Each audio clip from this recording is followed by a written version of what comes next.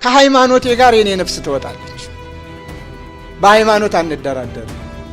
ስለዚህ ሁላችንም በያለንበት ልንሰራው የሚገባንን እንስራ። አቦይ ስብሐት ነጋን ይዘ ያላሸነፍካት ቤተክርስቲያን አብይ አህመድንና ዳንኤል ክብረትን ይዘ አታሸንፍ። በቤተሰቦቻቸው የሚያፍሩ እንዴት በቤተክርስቲያን ይቆራሉ? እየተደረገ ያለው ምንድነው? ፕሮቴስታንቱ ወደ ክርስትና እየፈለሰ ስለሆነ እኔ ደግሞዋለሁ እየፈለሰ ስለሆነ ከሃይማኖተኞች ይልቅ ጌታን ውደደው። ውያ ደርሰናል። እግዚአብሔር ይስጥልህ። ምንም ሰነፍ ክርስቲያን ብሆን ሃይማኖቴ ላይ አንድ አይነት አቋም ነው ያለኝ። ለምን ተጠምቄ ድኛለሁ።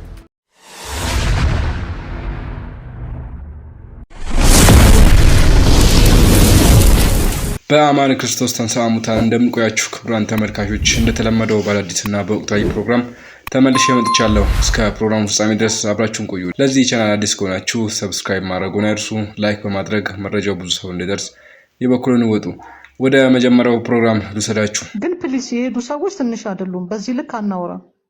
በቃ እኔ ነው ጥያቄ። አሁን ስለሄዱ ሄዱ ምናምን እምል አይደለም። ስብርን ያልኩት ያልተናገሩ እኮ ከስር እኮ እየሄዱ እኮ ያሉ ልጆች አሉ። ሰው በመገፋፋቱ ምክንያት ድምጻቸውን ሳያሰሙ እየሄዱ እኮ አሉ። ሰው እንደሄድ ሆኗል። አሁን ወንጌል ሰው እንደሄድ ሆኗል። አይደለም ያላመነው እንዲመጣ የሚለው እሱ አሁን ሩቅ ነው። ይቅርታ አድርጊልኝና ሩቅ ነው። እንደውም ሶሻል ሚዲያ ላይ የተወሰኑ ሰዎች ናቸው እንጂ ቸርች በጣም ሚስ እያደረገች ያለችው ነገር ብዬ የማስበው ይሄ ውጭ ያለውን ታሳቢ ማድረግ አሁን በጣም እየቀረ ነው። አጥሪም ራሱ አሁን እኮ እየቀነሰ እኔ ጌታን የተቀበልኩ ሰሞኑን እኮ አስታውሳለሁ። አይደለም ከትንሽ 10 ዓመት ወደ ኋላ ብትሄጂ እኮ ይሄ ጥሪ ማለት የማይቀር ጉዳይ ቢኖር እኮ ላላመኑ ሰዎች የሚደረግ ጥሪ ነበር። አሁን እሱ ራሱ ቀስ እያለ እየጠፋ ነው አይደል? አሁን እየተደረገ ያለው ምንድነው? ፕሮቴስታንቱ ወደ ክርስትና እየፈለሰ ስለሆነ እኔ ደግሞዋለሁ እየፈለሰ ስለሆነ ከፕሮቴስታንት ወደ ክርስትና የሚወጡ በጣም ብዙዎች አሉ አሁን እና ይህንን ነገር ማስቆም የሚችሉት አንዳንድ ፕሮቴስታንት ወንድሞች በምን መልኩ ነው? አንዳንድ ፕሮቴስታንት ወንድሞች ገድል ላይ እኮ እንዲህ የሚል አለ፣ ተአምር ላይ እኮ እንዲህ የሚል አለ። ሰዋት ገድል ላይ ተአምር ላይ ስላለ ብቻ ሃይማኖት ነው ብለን የምንቀበል ይመስላል? አይደለም።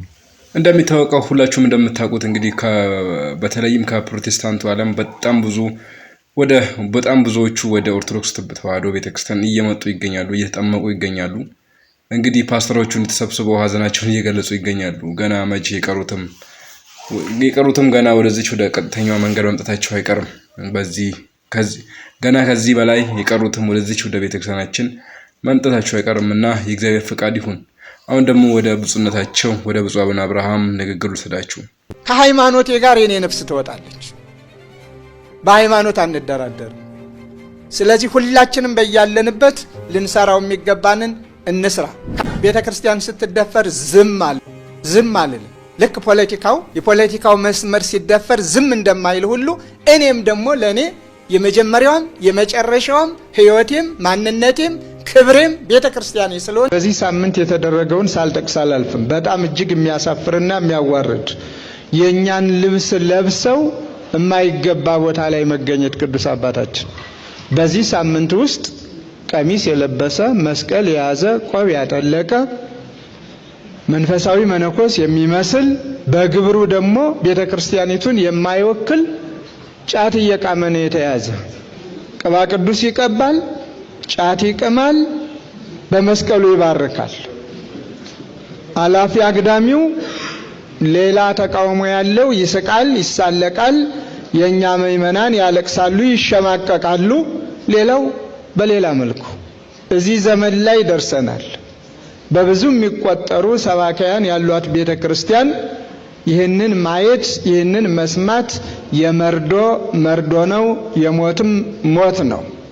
ስለዚህ ሁላችንም አይናማዎች ሆነን ቤተክርስቲያንን ልንጠብቃት ይገባል። ብፁዕ አባታችን ቃሎትን ያሰማልን፣ ቡራኬው ትደርብን። ክቡራን ተመልካቾቼ መምህር ዘመድኩን በቀለ በጋሻው ላይ ከበድ ያለ ሚስጥር አውጥቶበታል። በጣም ተናግሮታል። እስኪ እንከታተለው። አቦይ ስብሐት ነጋን ይዘ ያላሸነፍካት ቤተክርስቲያን አብይ አህመድንና ዳንኤል ክብረትን ይዘ አታሸንፍ። በቤተሰቦቻቸው የሚያፍሩ እንዴት በቤተክርስቲያን ይቆራሉ? በጋሻው ፓትርያርኩን ሰድቦ ይታሰራል። እኔና ጌቱ የሚባል ልጅ የአብ መዝሙር ቤት ባለቤት ሄድን ልንጠይቀው ማዕከላዊ። ከዛ አንዲትና ጥርሳቸው ልቅልቅ ያለ በቃ በጣም የተጎሳቆሉ እናት እዛ ቆመዋል። ምንድናቸው? ምንም አልመሰለኝም ነበር መጀመሪያ። ከዛ በጋሻው ሲመጣ ወረደባቸው። ምን ልትሰሪ መጣሽ? ምን ልታረጊ መጣሽ? አትምጪ አላልኩሽም ወይ? እንዴት ነው ምን ታውቃ? ይቺ በቃ ምናምን ምንድነው ገጭ ስለ እናቱ ናቸው አለ። እኔ ያሉለ የወለዳ እንጀት ሆኖብኝ ነው እንዴት ታስረዝም ብዬ አትምጪ አላልኩሽም ወይ? ይቺ ምንድናቸው ስለው በሀገራቸው ባለውቃቢ ናቸው። ለዚህ ጥርሳቸውን የጨረሰው ጫት ነው። ቡና ተናዘቅዝቀው የሚሉ ናቸው። እንደውም አንድ ቀን ቀጨኔ መድኃኒዓለም ለማስተማር ሲገባ እናትየው ደውለው ውጣ መንፈሴ ውጣ ነው የሚልህ ብለው አስወጥተውታል። ስለዚህ ይሄ ባለዛር ባለውቃቢ ናቸው። አያችሁ ተመልከቱ። ይሄ ቤተ ክርስቲያን የእግዚአብሔር መንፈስ ነቅሎ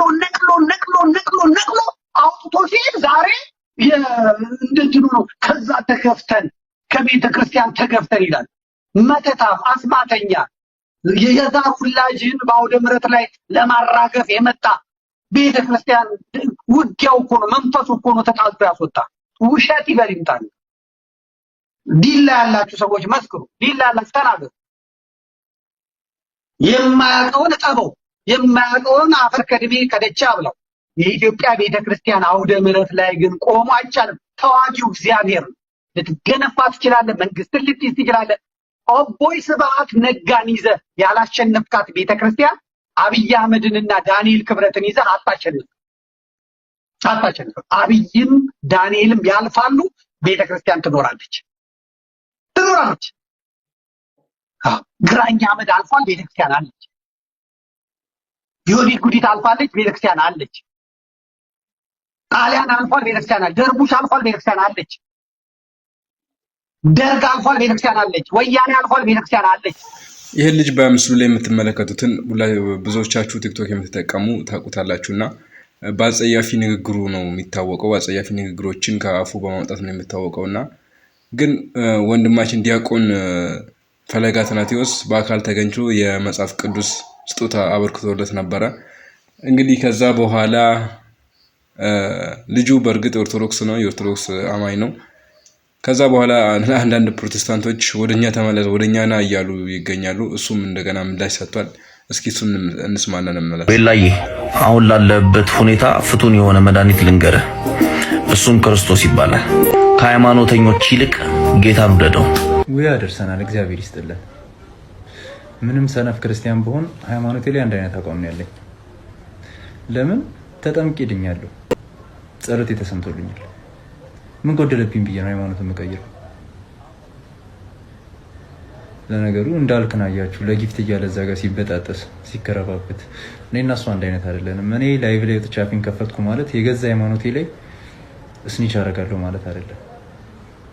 ሲቀጥል ምን አይነት ሰዓት ላይ ነው እንደዚህ አይነት ጥያቄ የምጠይቀው? ፈለገን ሳገኝ ጠብቀህ እንደዚህ አይነት ተንኮለኝነት ይቅርብህ። ድሮ የት ነበርክ? ድሮ ለምን ትዝ አላልኩም? ለምን እንደሱ ላገኝ አላልከኝም ነበር? ፉክክርህን እዛው። አባታችን ርዕሰ ሊቃውንት አባ ገብረ ኪዳን ስለ ፕሮቴስታንት እምነት መከፋፈል ያስተማሩት አንድ ደስ የሚል ፕሮግራም አለ። እሱን ልጋብዛችሁ። አያይዤ ደግሞ በጣም ጠቃሚ ቪዲዮዎችንም አያይዤላችኋለሁ። እስከ መጨረሻው ድረስ እስከቻላችሁ ድረስ ቆዩ። እኔ በዚሁ ልሰናበት፣ ተመልሼ እመጣለሁ። የእግዚአብሔር ሰላም ከእኔም ከእናንተ ጋር ቆይ። ቸር ቆዩ። ፕሮቴስታንት እምነት ተቆነጻጽሎ ተከፋፍሎ 33,000 የእምነት ድርጅት ሆኗል። አይነቱ የፕሮቴስታንቱ ያ ሁሉ በክርስቶስ ስም አምናለሁ ነው የሚለው፣ ግን 4 ነገር ይጎለዋል። አንደኛ ክርስቶስን አምላክ ብለው አያመልኩትም፣ ከፈጣሪነቱ ያሳንሱታል። 1 ሁለተኛ የክርስቶስን ፈቃድ አይፈጽሙም፣ የራሳቸውን ፈቃድ ነው የሚፈጽሙት። ብዙ ሰዎች ከኦርቶዶክስ ተዋህዶ እምነት መጥተው ወደ ሌላ አዳራሽ ሲገቡ ምንድን ነው የሚያደርጉ? መጾም ያቆማሉ፣ መጸለይ ያቆማሉ፣ መስገድ ያቆማሉ፣ ብርድ መመታት ያቆማሉ፣ ድንግልናን ይጠላሉ፣ ምንኩስናን ያጣጥላሉ። ከዚያ ተመልከቱ መከራን ይጠላሉ። ለምን ሲባል በጌታዬ ጸድቄአለሁ ይላል ማለት ነው።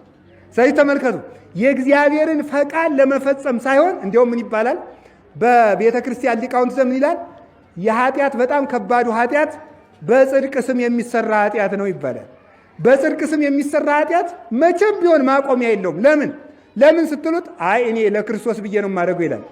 ቆይ እንደው አሁን ለክርስቶስ ተብሎ ይጾማል እንጂ ለክርስቶስ ተብሎ መብላት አለ? ለክርስቶስ ብሎ መራብ እንጂ ለክርስቶስ ብሎ መጥገብ አለ? ለክርስቶስ ብሎ መክሳት እንጂ ለክርስቶስ ብሎ መወፈር አለ? አባቶች ቅዱስ ጳውሎስ ምንድን ያለ? ስለ ክርስቶስ አለ ተመልከቱ፣ ሁሉን አለ ከመዕዳው ሁሉን ነገር ስለ ክርስቶስ እንደ ምናምንቴ ቆጥረዋለሁ። እንደ ምናምንቴ ከመርብሆ ለክርስቶስ። ለምን ብዬ ነው ሁሉን እንደ ምናምንቴ? ምንድን ልብሱን፣ ጌጡን፣ አክሊሉን፣ ዘውዱን፣ ሹመቱን፣ ሽለማቱን፣ ምግቡን፣ ዘመዱን፣ ስልጣኑን እንደዚህ ያለውን ሁሉ እንደ ጥራጊ ቆጥረዋለሁ አለ ቅዱስ ጳውሎስ። ለምን ስንለው ከመርብሆ ለክርስቶስ፣ እኔ የምፈልገው አለ ይሄንን ዓለም አጥቼ ክርስቶስን ማትረፍ ነው የምፈልገው። እሱን ማትረፍ ስለምፈልግ ሁሉን ነገር እንቀዋለሁ። እንደ ጉድፍ እየሆንኩ እኖራለሁ፣ ተንቄ እኖራለሁ፣ ራሴን አጎሰቁላለሁ፣ ስጋዬን እጎስመዋለሁ እያለ ይነገራል። ስለዚህ ትክክለኛው ክርስትና ዓለምን አጥቶ ክርስቶስን ማትረፍ ነው። እስኪ በሉ ዓለምን አጥቶ በሉ። ማንም ማትረፍ ነው። ዛሬ ደግሞ ዓለም የምትመራው ምን ይመስላችኋል? ዓለም የዛሬ ሰው የሚመራበት ዓለምን አትርፎ ክርስቶስን ይከስራል ወይም ክርስቶስን ያጣል ማለት ነው። ሰው ጋር ታረቁ እምቢ፣ እገሌን ከልባችሁ ይቅር በሉ በፍጹም አልለውም። ሄድ ደግሞ እኛም የበደሉን ይቅር እንደምንል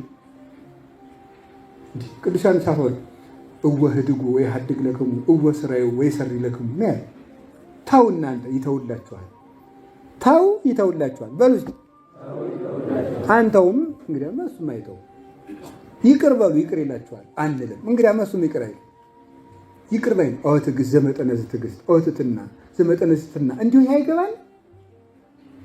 እያወቀ በጨርቅ ሸፍነው ፊቱን እየመቱ ተነበይ ለነ ክርስቶስ መኑ ጸፋከ ማን ይፈታ እስኪ ንገረኝ እያወቀ ወርግሩ። ይሄንን ማስታወስ ክርስቲያን መሆን ማለት በአርባ ቀን በቄስ እጅዶ ተዘፍቆ መምጣት ይመስላችኋል? አይደለም። ክርስቶስን እያሰቡ መኖር፣ ክርስቶስን እያሰቡ መኖር። ቢያንስ ንጹህ መሆን ይቀተል እንጂ በእውነት ቸር መሆን እንዴት ያቅተናል? መራራት ማዘን እንዴት ያቅተናል? እውነት የለም። ይህ እኮ ከባድ አይደለም። ፍቅር ምን ዋጋ ያስከፍላል? ያስከፍላል። ለፍቅር ምን ከፍላለን? እንዲያውም ኃጢአት ነው የሚያስከፍለው። ብዙ ዋጋ ያስከፍለን፣ ብዙ ወዳጆቻችን ያሳጣን፣ እንዲያውም ኃጢአት ነው። ለፍቅር ምን እስቲ እንዲያው ሰውን ለመውደድ ምንድን ነው የምታወጣው ነው የሚለው እኮ ሊቁ። ሰውን ለመውደድ ምን ትከፍላለህ? ምንም። ይሄን ነው እንግዲህ ክርስቶስን የምንወደው ከሆነ ደስ ብለን ክፋቱን ሁሉን ነገር እንተዋለን።